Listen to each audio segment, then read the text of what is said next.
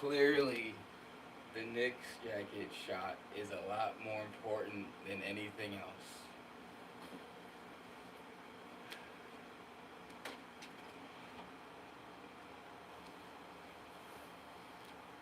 Woo!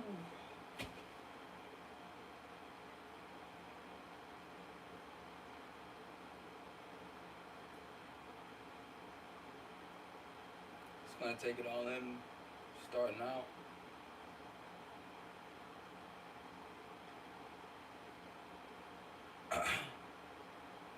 Eli,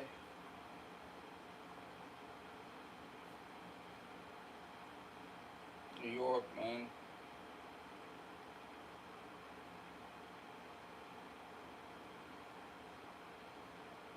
New York. Knicks, baby. Still almost hard to believe, still almost unbelievable, really.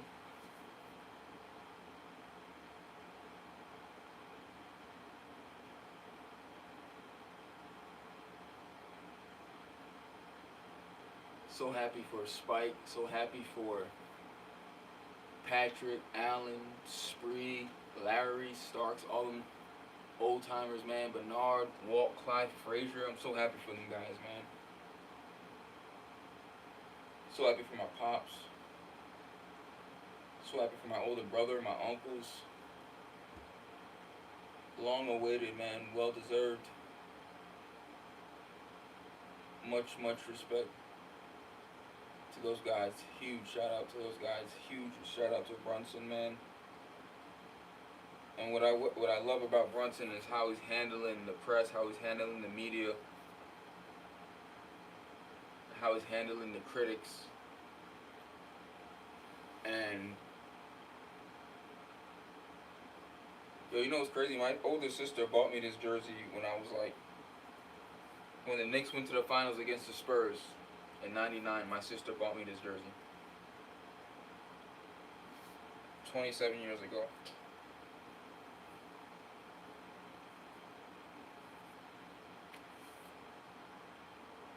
It's something else, man. It really is something else.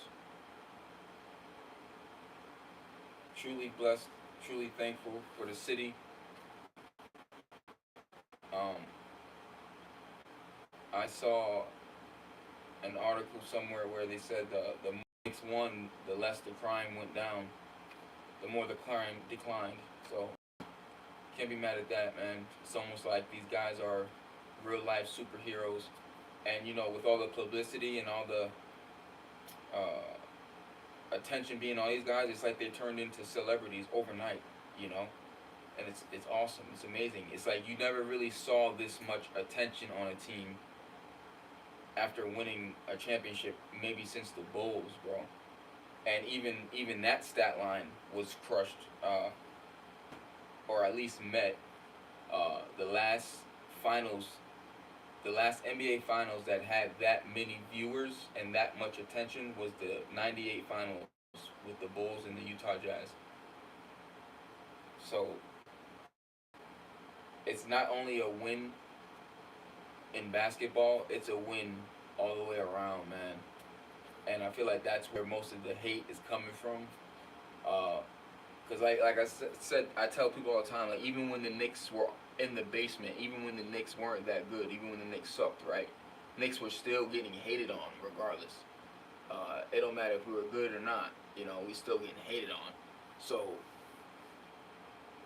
for this to happen the way it did, the magical run it was, even with us coming back from 30 down and having a magical final tip, it's like people still thinking it's scripted, people still thinking it's fake, people still thinking it's some conspiracy or it was a script or it was just rigged. It's like you can people. No one ever really wants to give New York their props. Even when we beat Tom Brady in the Super Bowl, and uh, the catch on the helmet, right? The catch on the helmet, and it went all the way down.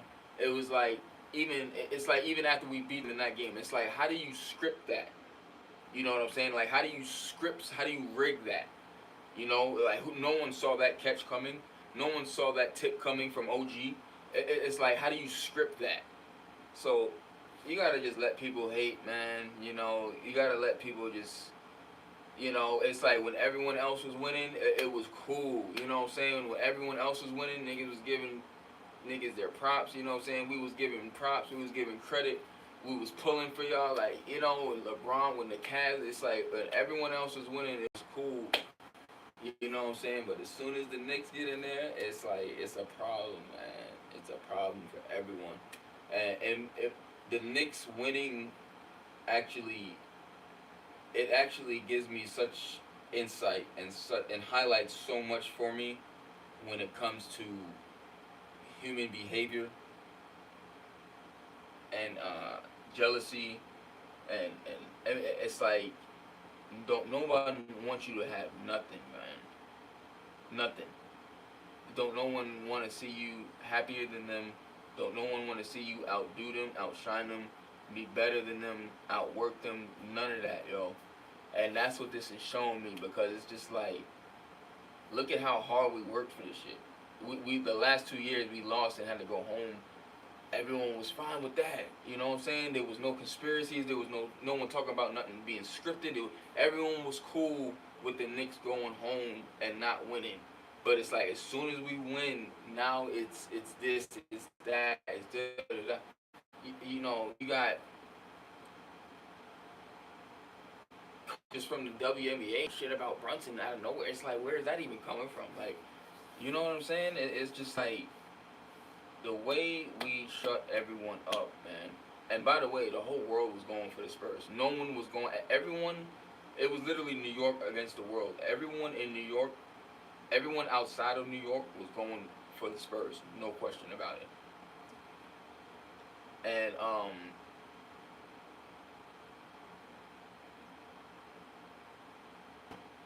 this whole run, from beginning to end, this whole run has really opened my eyes to just how people think, how people move, how people operate with everything, man. And it has me, of course, reflecting and reminiscing on my past with basketball, with sports. Um, it's like it's so cliche now. How much, it's like it makes so much sense now. Everything I had to deal with, everything I had to go through, everything I had to battle back then, and we're not even really talking on the floor. You know, it's like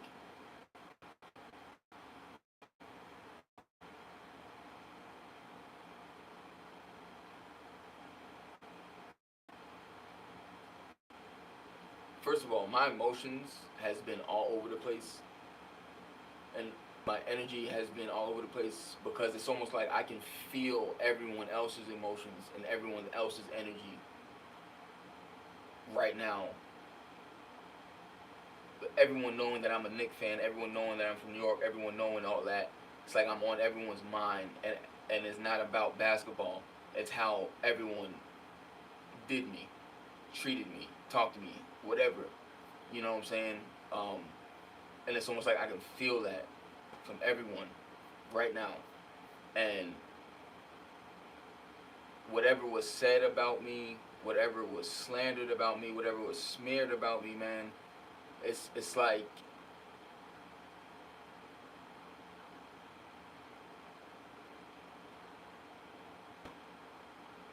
it's almost like I feel like the Knicks winning and overcoming is it's almost like my life, if that makes sense. It's almost like that's how my life is and how my life has become and what is happening. You know, if that makes any sense. Um,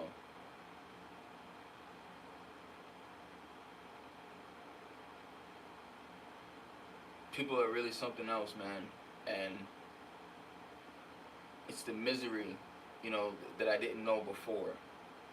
It's the misery and the lack of love that people didn't receive that has them feeling some sort of way toward people who have overcome and who have healed and who have still chosen to be a better person, still chosen positivity, still chosen progression. It's like, you really become a problem for those kind of people.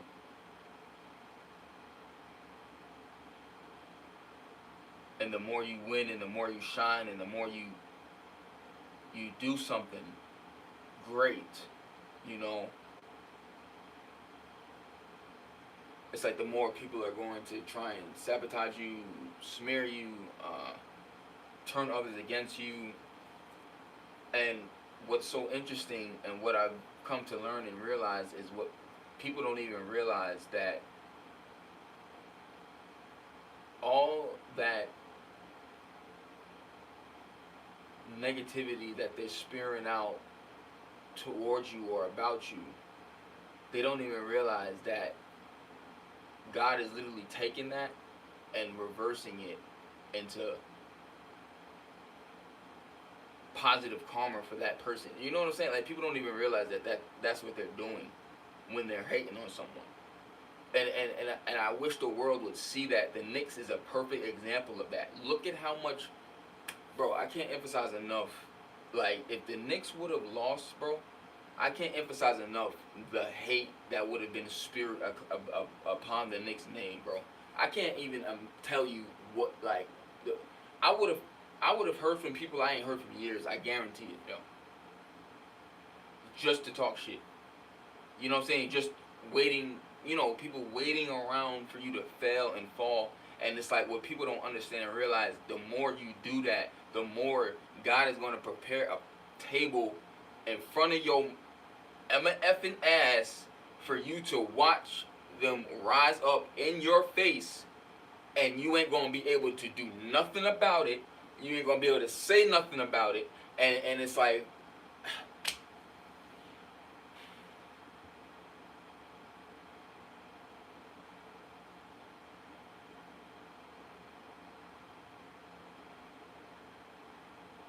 I feel like that's what's happening right now.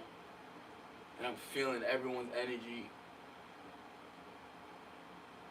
because it's like everyone that has ever, like, did me wrong, man, betrayed me, smeared my name, talked down on me, everyone knows that at the end of the day, yo, I ain't do nothing to you.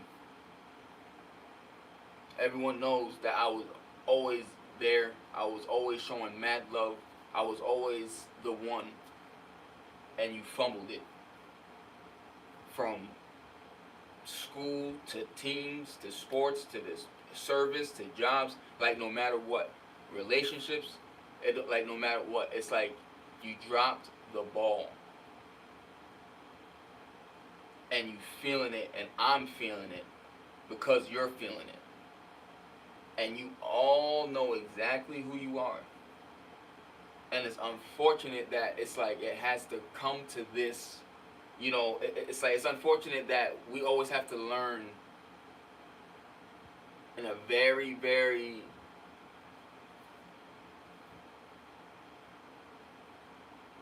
interesting way on how you should handle people and how you should deal with people.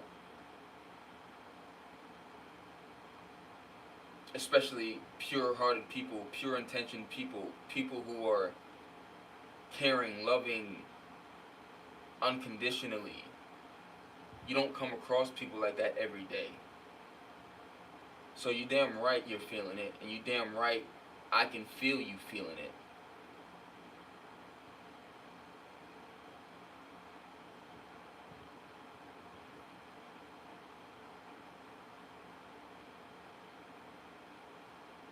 All throughout college and high school with sports, man, it was like,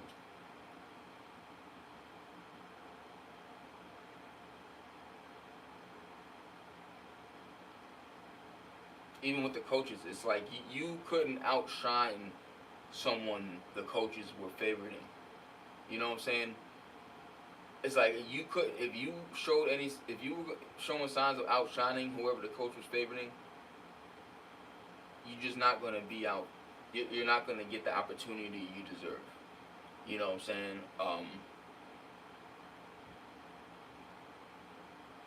And it's unfortunate that it's that way.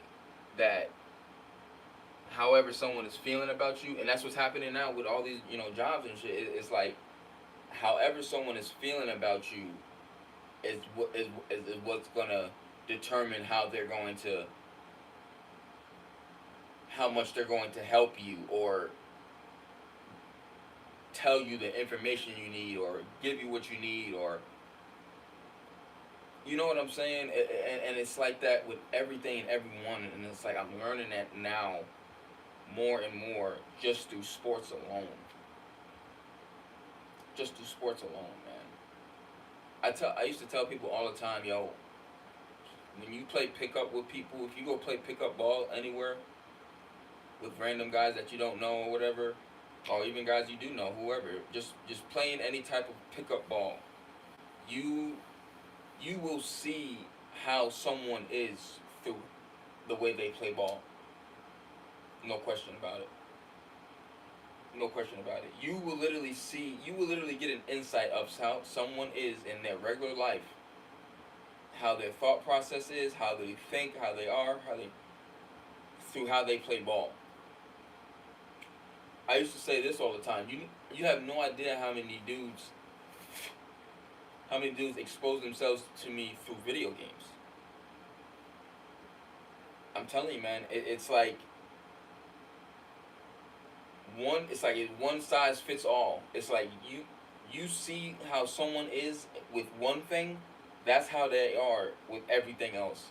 And it makes so much sense, and it's unfortunate that it's that way, but it's literally that cliche. It's that clear cut.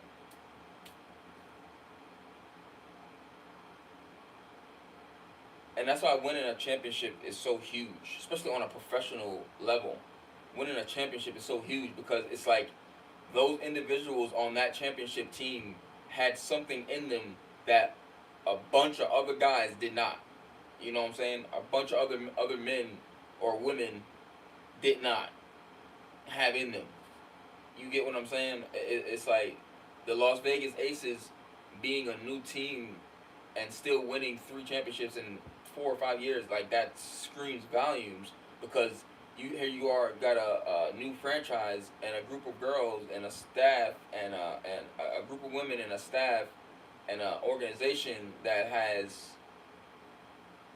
implemented and displayed something that a whole league of other women haven't 3 times in 4 or 5 years. You know what I'm saying? Like, that's incredible. That's impeccable. That's legendary. Uh,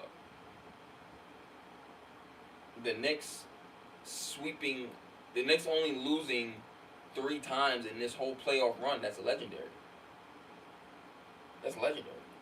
I don't even think the Bulls did that. I don't even think the Warriors did that. I don't even think the Lakers ever did that. The Celtics, etc. So people want to try and take it from you any way they can, man. Any way they can, they're gonna try and take it from you. They can try and keep it from you. You're never gonna get the respect you deserve. You're never gonna get the credit, the acknowledgement, the recognition you deserve. So it's like, you always just have to keep going and doing you, regardless. Keeping it moving is the best revenge. Keeping it moving, showing people that they didn't stop nothing and nothing stopped. Showing people that they don't have no control over your life and your future. That's the best revenge. No matter what they said about you, no matter what they have tried to do, it's like a lot of people, I'm learning, just simply did not have the best examples, man. Straight, just simple.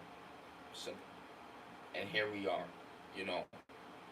a lot of people who are now adults just simply did not have the best example coming up, and it's evident and it's obvious, and there's no denying it, man. The amount of hate, the amount of jealousy, the amount of envy, the amount of spite, the amount of sabotage that exists amongst people now, man. It's like, something's not making sense somewhere. You know what I'm saying? Like, something is off somewhere. There's a disconnect somewhere, man. And it's unfortunate because it's running rapid. The level of narcissism It's just running rapid, and you know, most of my life involving sports and competitive uh, activities, I didn't realize that it was narcissism, you know, that I was dealing with all of my life. It's like I didn't know it was narcissism that was the Goliath. I didn't know it was narcissism that was the battle. It was the war. With everything in every situation on every team and at every state. You know, on every level that I played on, it's like it was literally narcissism and the threat that I brought, not just with my skills on the court, but just my character and my morals and values and my personality. It's like that alone was enough to just have people going down rabbit holes of emotions every time I came around. You know what I'm saying? And it's like now it makes so much sense, man. Like why I ruffled so many feathers, man, everywhere I go and everywhere I went. Man, it was something. It was really something else. It was really something else, man. And I feel like there's so many. I was on so many teams that had the potential to win a championship of some sort, or at whatever level I was on. Uh, it's like we definitely had the talent to do it, but we didn't have the headspace. A lot of guys didn't have the headspace. A lot of guys didn't have the stability and emotional control, you know, for us to buy in and to really do something and make, you know, a run at a championship. We've had great seasons and good opportunities, but nothing that was uh, ever really acted on because of where guys' heads were, when it came to each other. And yeah, man. So seeing guys buy in, seeing guys as humble as OG, guys as humble as Hart, guys as humble as Towns, guys as humble as Bridges and Brunson, it's like you can't teach that. You know what I'm saying? That level of humbleness and that level of selflessness, you can't teach that. It's like you either got that or you don't. And when you can bring a group of guys together who have that, the sky's the limit. And we witnessed it. We witnessed it. I can't even. And this is why these guys are getting the publicity that they're getting right now. Is because of their character. Is because of their personalities. Is because of their hearts. Is because of their mindsets. Is because of the way they are as people, human beings. That's why they're getting the publicity they are. Because it's like look at how humble and modest they are, despite their athletic abilities. You know what I'm saying? It's like you can't teach that.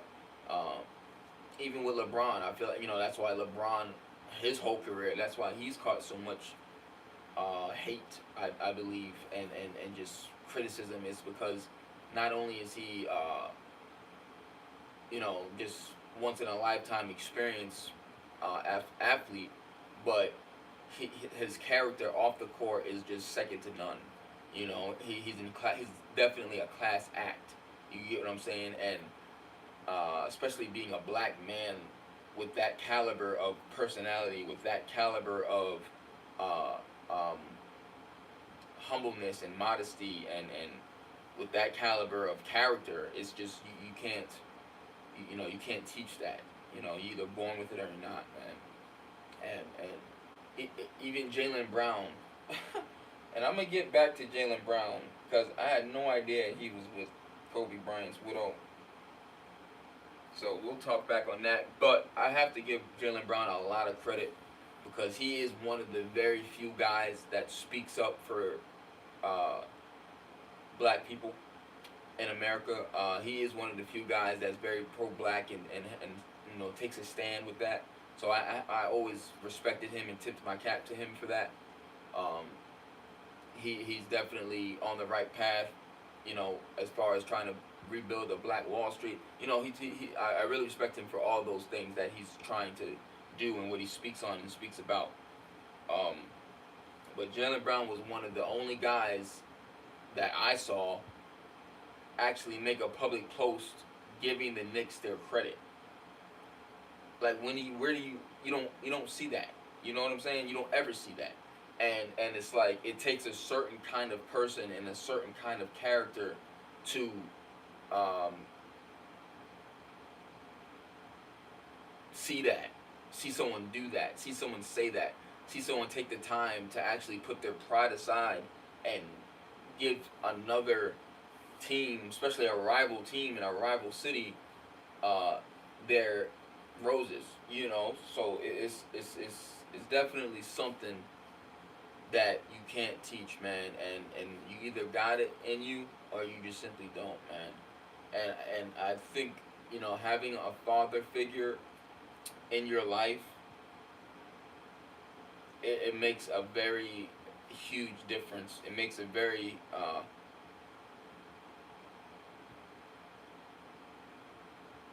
it plays a major role in how young boys and young men grow up, and how they think and feel when it comes to another man. You get what I'm saying? It's like it really does play when it comes to the respect of another man and the respect towards another man. I think that plays a large, major part, man. And most of these guys out here, and I feel like that's why so many men out here today are just not like that. So many men out here are just so insecure and intimidated and low self-esteem and just low confidence, low motivation. So it's like that takes over a lot of guys, man, and it takes over their minds, and it takes over their actions, and it takes over their way of thinking. And before you know it, man, these guys are like either offing themselves or just going over the deep end. It's just, constant smear campaign and hate and negativity for the next man. It's just a repeated cycle, man. And it definitely has a lot to do with no father figure in the home, man. We're seeing, that's another thing that the Knicks displayed and exposed. And it's like you see exactly what happens when a father is in a son's life from beginning to end and counting. You get what I'm saying? It's like Brunson having his father not only in his life and pushing him to be the best he can be, but having him on that bench with him and having him in his ear every game in and game out. That was huge, man. That was huge, and it most definitely made a difference. You see, people don't want to look at different levels of things. People just want to chalk it up to, conspiracy, scripted, rigged, paid off. It's easier to look at it that way than to look at it in between the lines. Like, damn, Brunson had his father on the bench the whole run to this championship ring after a couple of years too. You got three guys on the same roster who won multiple championships in college at the Division I level together. No one's thinking about that.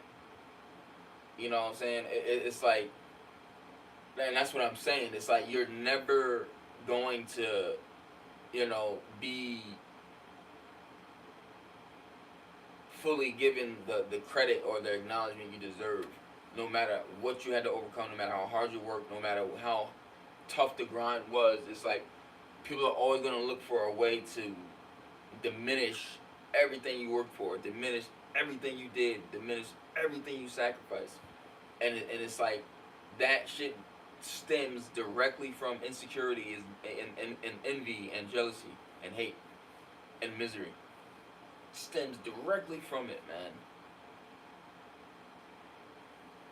And people hate to see greatness. They just hate to see it. They just hate to see it. But it's okay when it's working for them. It's okay when it works out the way they see it or the way they want it to. You know what I'm saying? Like,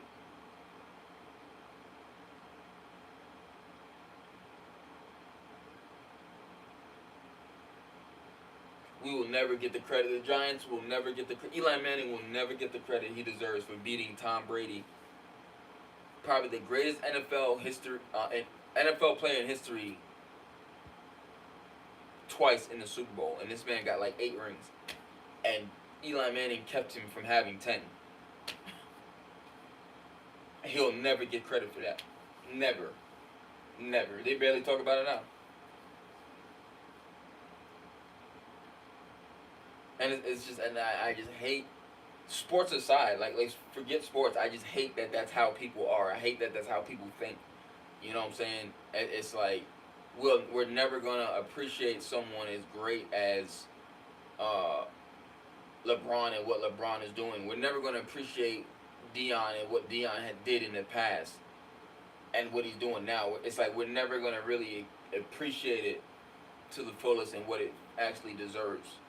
You know what I'm saying?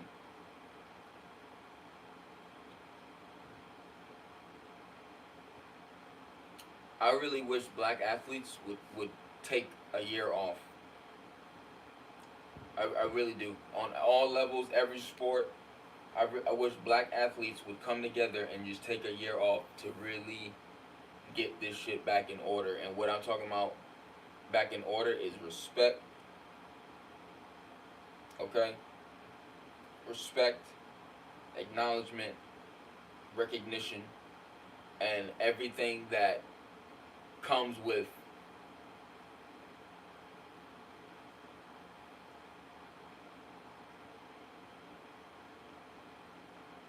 acknowledging what black people as a whole have had to overcome and has had to survive and deal with ever since the beginning of time. But since being brought here onto this soil, everything that black people had to endure and survive needs to be acknowledged, needs to be recognized, and it needs to be dealt with. Something needs to be done.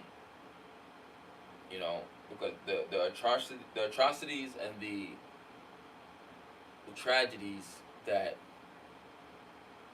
has happened in black communities, black neighborhoods, black churches, black stores, black uh,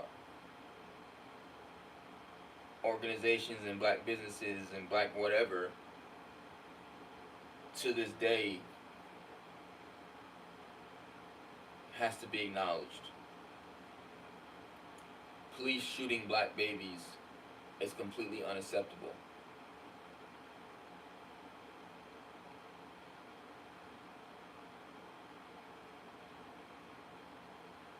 Other groups who have migrated to this country getting away with murder of the killing of one of our teens is unacceptable. And I really feel like the only way we would get the world's attention is by stepping back. Just how we're stepping back with the boycott of the Asian businesses, which is remarkable to see because of the power that it holds. You understand? Us boycotting Asian businesses is displaying a level of power that we hold that we don't even realize we hold. And this is just the tip of the iceberg with the boycotting of the Asian businesses. This is just the tip of the iceberg.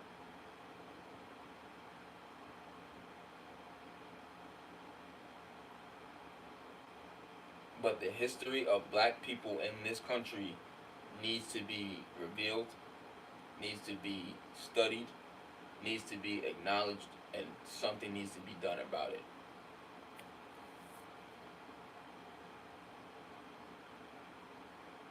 The level of racism that I alone in my own life have experienced, the level of prejudice that I have experienced, the level of bigotry that I have experienced in both North and South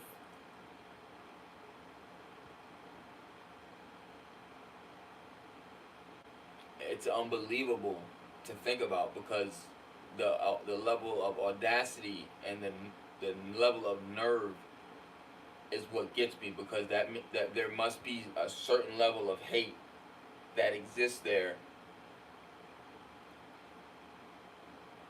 because for that level of, you know, hate to still exist and still thrive, it's unbelievable that, you know, that with everything that has happened to another group of people that was, you know, brought here and in bondage and owned, you know, by another group of people, you know, for us to just move on and act like that didn't happen, and with all the brutality and violence and um, atrocities that went into that and was involved in that, to overlook all of that and to make it seem like, you know, none of that happened and brush it under the rug is unbelievable. Unbelievable. And it has to be recognized, and something needs to be done. Um, but I'm not holding my breath, because, like I said, knowing now what I know now, and still seeing that level of ignorance and that level of hate and that level of racism and bigotry and prejudice still exists, we're a long way off. Long way off. And what I've learned and what I've come to learn and understand and see, when it comes to black men, it's really jealousy. It's really jealousy that has all the other groups of men up in arms about us. It really is jealousy. It's really the size of our penis. It's literally a penis size thing that has other groups of men so hateful towards black men.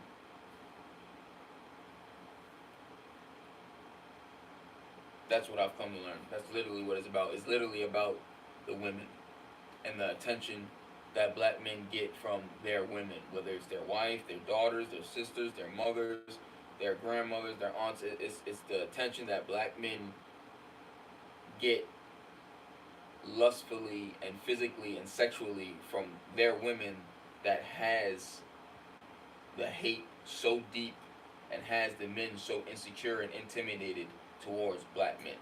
Now, the hate that black American men receive from other groups of black men, like Africans and Caribbeans and South American, that stems from the fact that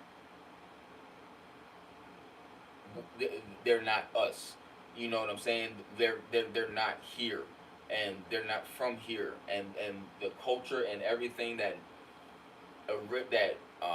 originated with the culture that black Americans have originated has impacted the whole world.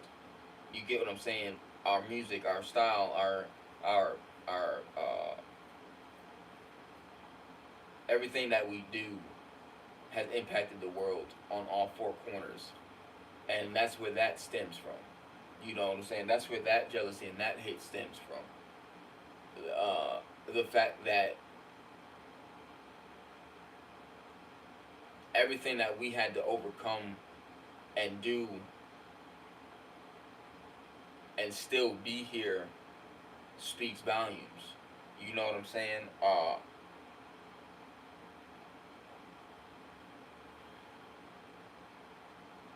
If things weren't so bad in those other countries, they wouldn't flee to come here. You know what I'm saying? If things weren't so bad in those other countries, there would be no desire to come here to this country.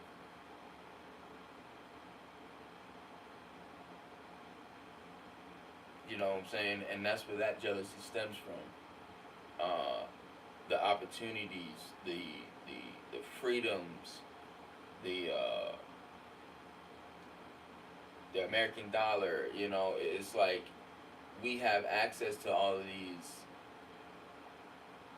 simply because of what our ancestors had to go through and had to build and had to endure and survive and sacrifice just for us to be able to be here, and just for y'all's asses to be able to come here. You know what I'm saying? And that, I think, stems a level of jealousy that I feel like will never go anywhere, will never go away. You know, and that's why they come here to this country with this attitude, like, like they're better than us, and that they're not like a part of us, and that, they look down on us. It's like, that's jealousy, man. That's jealousy. And what made me learn that more was having friends who were from the Caribbean and from Africa and from South America. You know what I'm saying? But I caught the most friction from the Caribbean. I'm not gonna lie. I'm not gonna lie. Out of all my foreign friends that I've had from South America, Africa, Caribbean, I've definitely caught the most friction from the Caribbean for some reason, man. And it's like the hate and the jealousy was just so deep rooted. You know what I'm saying? It's like you sometimes you just never understand, like, damn, like, why the hell they acting like that, or why the hell they say that. It's like back then, it didn't make sense, but it's like now, bro, now with all this shit surfacing and coming out, it's like, oh damn, like, that's why they used to act like that, or that's why they, what I'm saying, would feel like this, where it's like, wow, on top of me not fitting the stereotype of your typical black American male, on top of me actually being handsome, being tall, it's like on top of my character, on top of me being good at sports, on top of me being in the service, it's like me being the complete opposite of whatever perspective and stereotype they had in their mind about me was making it even fucking worse. You know what I'm saying? It was like the fact that I was defying the odds that they had already put in their mind about me was just enhancing the hate and the jealousy that they had for me. And it's just like, thinking back on it, it's just like, damn, y'all niggas really had some goddamn nerve, man.